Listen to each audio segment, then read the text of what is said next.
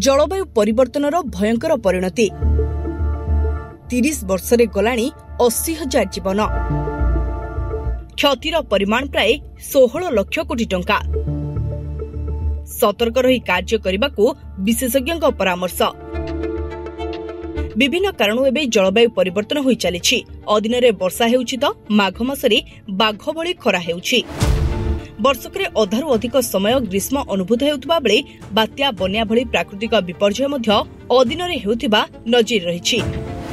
एही जलवायु परिवर्तन एक भयंकर परिणति घटिथिबा सर्वे रिपोर्टरू जଣା पड़िछि।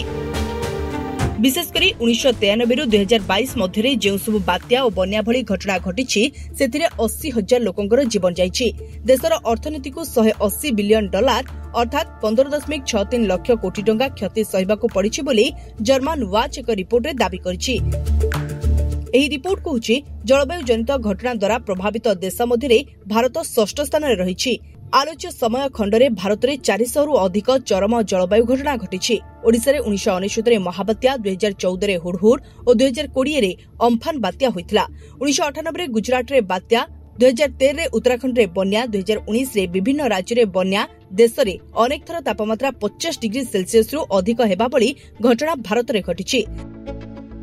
1998, 2002, 2003 एवं 2015 रे प्रचंड ग्रीष्म प्रवाह हेबारु अनेक लोक प्राण हराइथिले और कृषि क्षेत्र गुरुतर प्रभावित होइतिला बोली रिपोर्ट रे कहा जाइछि। आलोच्य समय रे चरम जलवायु घटना प्रभाव रे सारा विश्व रे 7,65,000 लोक प्राण हराइछन्ति। विश्व अर्थनीति 4.2 लाख कोटी डॉलर क्षति सहिछि। भारत समेत चीन, म्यांमार और फिलिपाइन्स अधिक प्रभावित देश होइतिबा बेले सारा विश्व रे एभली 9,400 पाखापाखि घटना घटितिला।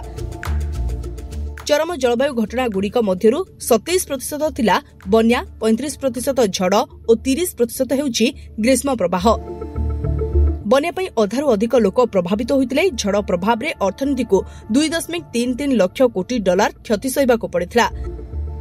बन्या रे 1.33 लाख कोटी डॉलर क्षति होइतिला।